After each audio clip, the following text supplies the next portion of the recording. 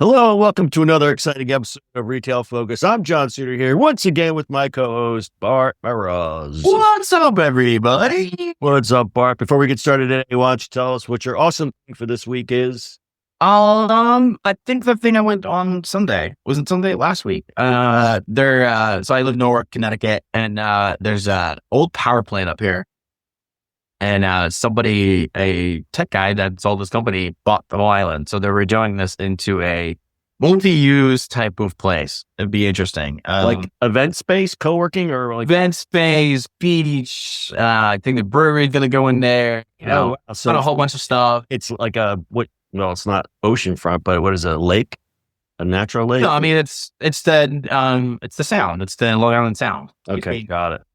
But like that, I think they're putting a whole bunch of cool stuff in there. Kids, like recreation, nature stuff.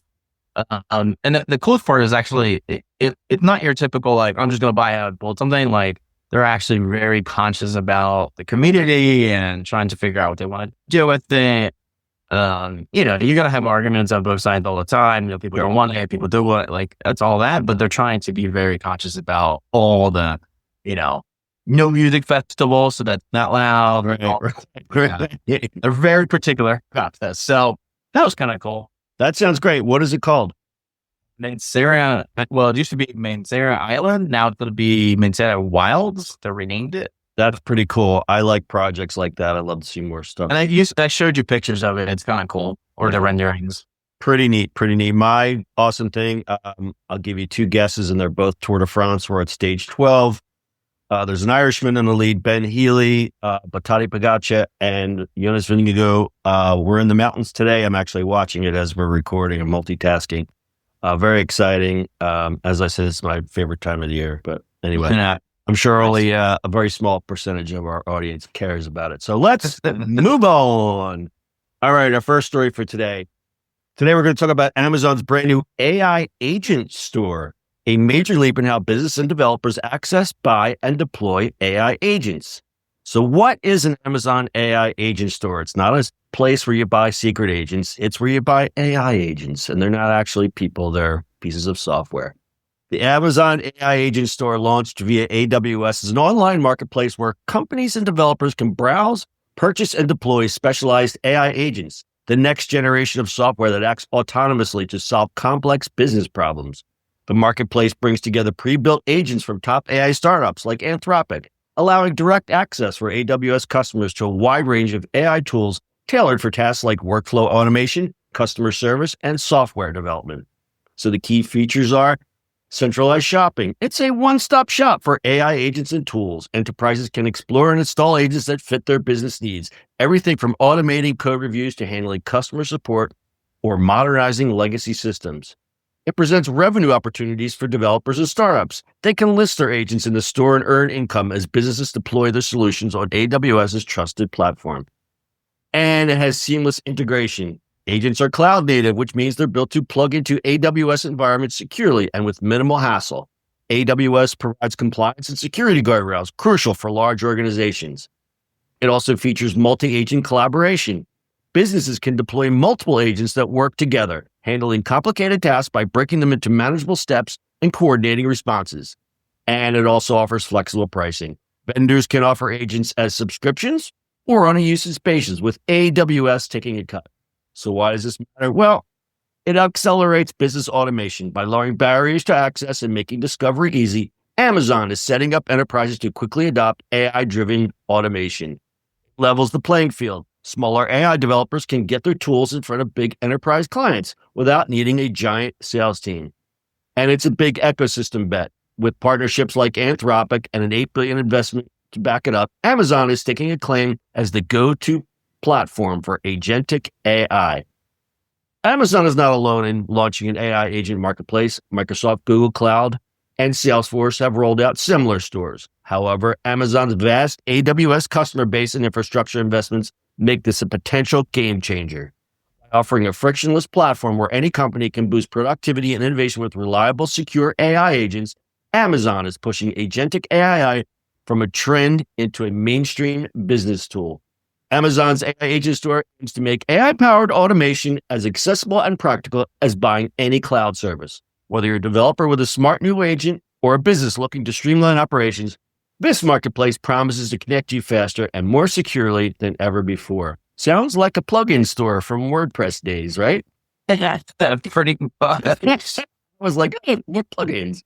I mean, sure. I mean, that's great. I think that's, it's another place to play with them, right? Like you don't want to build them, and it's some of these other things are harder to play with, right? Obviously, a whole lot less spendy than building your own. I think this is a fantastic idea. And also, this gives an opportunity for smaller players with big ideas to get in front of larger customers that they probably would. Yeah. And then there's going to be a marketplace, right? People will build their stuff. There's going to be, the faster you get into it, the better it is, right? It's like anything, right? Like WordPress to any CRM where any, e-commerce platform, you just kind of build them, right? Like, yeah.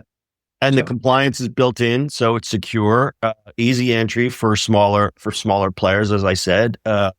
Subscription or usage based. So if you don't like your agent, you can tell your agent, you off the island, you agent in here. You off the island. I think this is really going to accelerate a lot of AI adoption for all types of companies. I mean, I don't see a real downside to this. I mean, I think this is a great thing.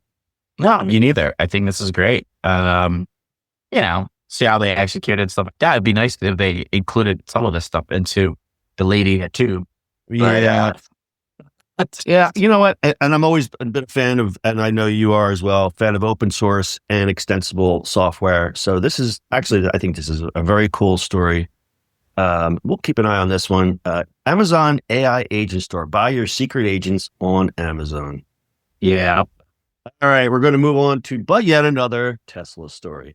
Grok is coming to Tesla. So I'm going to say, I know you're going to read this. It's funny because I didn't see the show notes. Everybody knows I don't read show notes. I was going to send you because I got the email from them saying it's coming. I've not gotten an update yet. Here, I'll get you up to speed.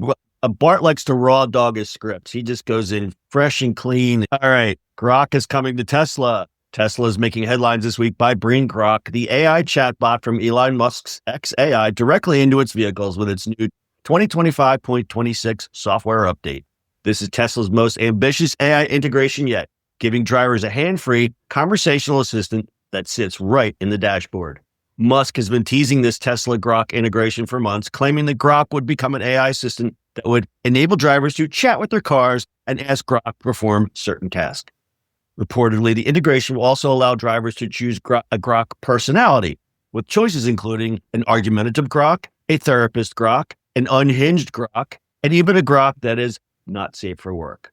Here's why this is a big deal. Grok will come pre-installed on all new Teslas delivered from July 12th, 2025. For existing cars, Grok is rolling out an over-the-air update only to vehicles with the newer AMD processors. Older Intel-based Teslas will have to wait a bit longer. At launch, Grok is in beta and focused on chat, information, and entertainment, not controlling the car itself. It won't replace traditional voice commands for now, but you'll be able to enable Grok for Q&A, storytelling, news summaries, and playful banter by either tapping the app launcher or holding the voice command button. The integration marks an important milestone. It ties together Tesla, the Optimus robot, and Musk's other ventures under the xAI ecosystem, hinting at deeper AI-powered features in future updates. In short, if you're driving a new Tesla in the US, you can now meet Grok, your smarter, chattier co-pilot. This is just the beginning, with more functionality and broader hardware support coming soon. Bart, your thought? So when I got that, it was 2 days after xAI went into like the crazy political, like, when it became a mecha hit or whatever. Yeah, it was whatever it was doing, and I was like, "Well, this is fun." Yeah, I was like, "I'm gonna wait for this update." Well, it's over the air, so I think it's kind of interesting if it's gonna work properly. Like, what's annoying is, so I own a Tesla. That there's no CarPlay, which is kind of sucky because Apple's or Android CarPlay is actually better than anything else out there. But whatever. So we have software. So what the funny part of is, and I know this is part of the issue with Bluetooth, is they can't get their texting great. So if you do a group texting, it sucks. So I was like, so they couldn't fix that, but they're putting in AI into the car, and I'm like, could you get a chatbot? yeah. Best I can do is, can you fix Bluetooth? Best I can do is chatbot, sir. Yeah. I mean, listen, if it does what it's supposed to do, and searching and stuff like that makes a difference, yeah, that's gonna be kind of cool. Especially when you're driving, you can click a button and ask a question instead of trying to search for things. Right. How quick that is gonna be, I don't know. I mean, I have played with Grok, but I don't know. I don't know how good it is. It still makes me a little queasy. Yeah, I have not played with Grok. I saw one of the AI dorks on Twitter did a head-to-head test of some really hardcore tasks, Grok versus Claude, and Grok smoked it. So I don't know, man. I'm just against Grok because of who the owner is. Yeah. But what I'm reading a lot of positive things about this agent. So I don't know. I'm going to keep my mouth shut for now because I'm not speaking from experience. But from what I hear, Grok is actually pretty powerful.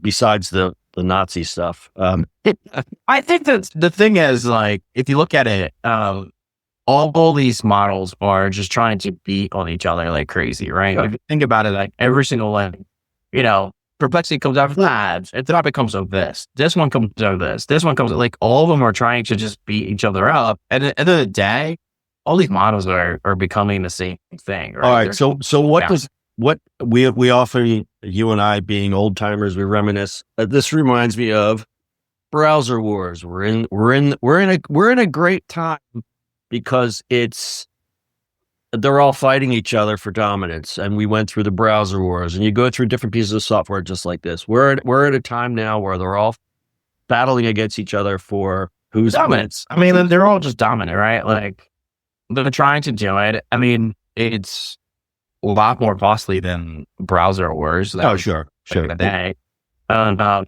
So it's a lot more costly. They're big models. They're trying to be commercially available, right? Because they're not building, specific models for specific things, right? They're not like, oh, I'm just building this model for this business problem. We talked about last week about the medical model, right, that Microsoft's doing. Not everyone is building. It hasn't been siloed just yet. Now there are applications that are siloed, but the models themselves are just these big models. I mean, I find, right, they're huge models. They're across the board that they have to be public facing. Like that's the play for them, right? Mm-hmm. To the point where obviously Apple is using OpenAI right now and everything's kind of integrated to it, where like the other day I forgot I turned this feature on Safari because I have the new browser.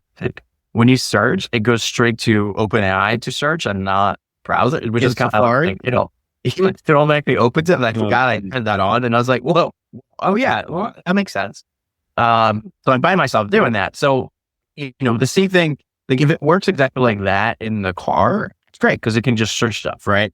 So like the car has a browser built in, but you're not going to use it while driving, right? Like that's not a thing. I think it's making. Such, what do you think about him? Like it making a car an interesting mode now because. Multiple things. It's a computer, right, with a big battery. So everything's built in. So a browser is built in. You can use, you can browse stuff. All the entertainment stuff, when you stop, you can watch it. Obviously, it turns it off when you're driving. Zoom is built in, which is kind of fun because you just zoom in. But like if you're stopped, it has the internal camera in a car, so you can just do the whole zoom while sitting in a car if you needed to. Oh, wow. So like they're building more apps into cars, which is kind of always interesting. Same thing with, Apple Play, CarPlay, and the Android Play, whatever they're using, they're doing the same thing. Like if you're driving, you can't be on video, like it just knows because it's plugged in. So yeah, car's just another computer basically, but if you're driving long highways, you want to ask a question, be interesting. Yeah, I see a lot of practical applications for this, though. I mean, it's better than taking your hands off the wheel and trying to look up where the nearest McDonald's is. It's just, you just say, hey, Grok, I got some Anything. Yeah. I got a Well, mine's hankering. actually like, I got a hankering for a something. snack wrap. I got a hankering for a snack wrap. Where's my nasty keys?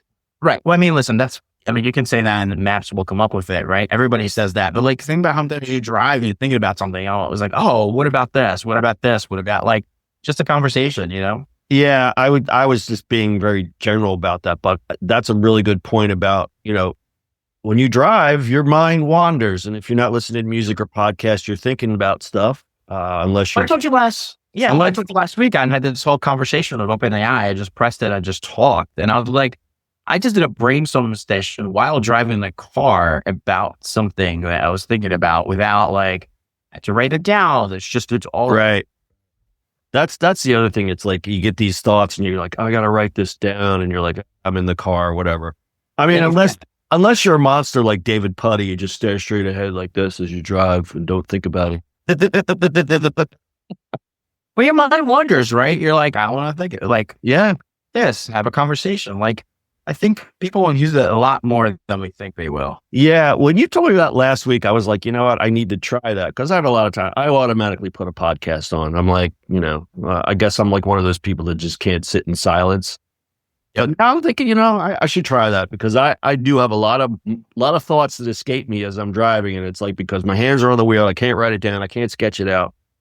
It's a good point you make. It's just having another person that's like impartial, really, like have a conversation and brainstorm. Right. It was one of those like funny. I knew it could do it. I just never had that full on thing. And I just like blab to it and I just ask questions on this and you have this nice conversation. All right. So let me ask you, what mode are you going to use? Therapist, sexy, unhinged, conspiracy?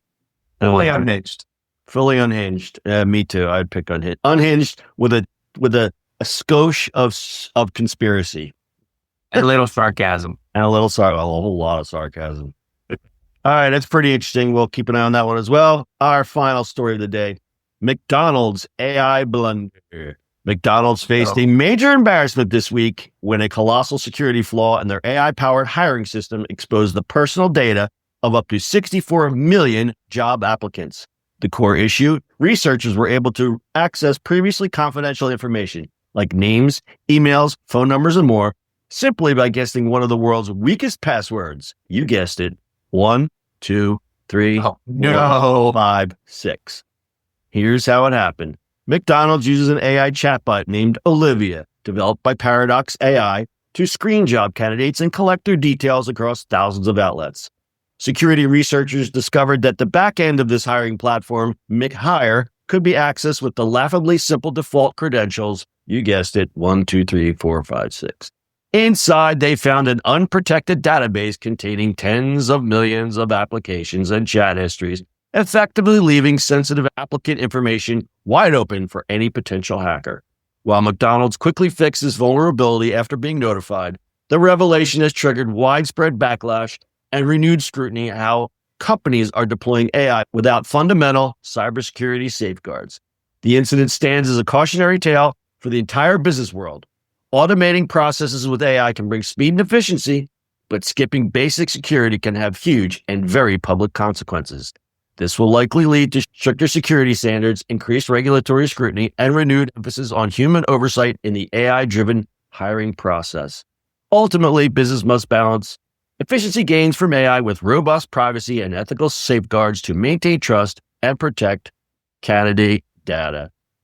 How about that? Story has all this time. Like you could just plug any other company in there and be like, I mean, that's, listen, this is the inherent part of security, right? Like people think it's just easy. It's like the systems are secure. The problem is the humans, right? Like your password is 1, 2, 3, 4, 5. Like, duh, don't do that. Like listen, I used to do support and like we used to say this, like we're blue in the face, Yeah. This is the other side of this this is a major system, but this is where the vibe coding side of it is a problem too, because don't understand, there's security issues all over the place, right? You can't just randomly put stuff out there without understanding what security looks like, what credit card stuff looks like, what all those things look like. yes, use byte coding to do prototypes, but don't make them actual systems. Don't send them to production. Don't send them to production. A lot more to be done. But at the end of the day, the system is probably secure. But if your system is 1, 2, 3, like your password is 1, 2, 3, 4, 5, That's just quite failure right there. I read this story. I was just like, head slap.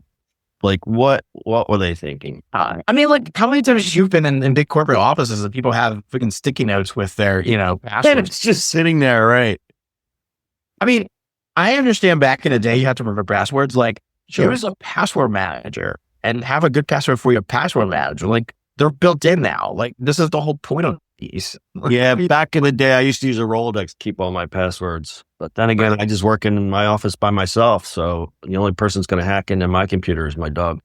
I mean, Anyway. this is literally story. Like every iteration, there's always a story for this because somebody just put password as password. Yeah, as Bart would say, a story as old as time and computers themselves. Correct. Crazy. All right, we're going to close it up. We're reaching a half hour already. Gosh, it goes by so fast. That's it for this week. We hope you learned something, but if not, at least you wasted some time. We'll be back next week with more questionable advice and unsolicited opinions. Unsolicited. If you enjoyed the episode, please rate, review, and subscribe. If you prefer the video experience, you can check out our YouTube channel. And lastly, check us out on the socials. We are on Bluesky, Twitter, and Facebook. And sign up for our newsletter where you get extended show recaps and behind-the-scenes info on the show. Links are in the show notes. Bart, closing thought. Stay safe, my friends. Stay safe and always change your passwords. Yes. Yes. We'll see you on the internet next week. Until next time, may your internet be fast, your video calls be clear, and your mute button always work when you need it most. Peace. See ya. Peace out. What do you know? What do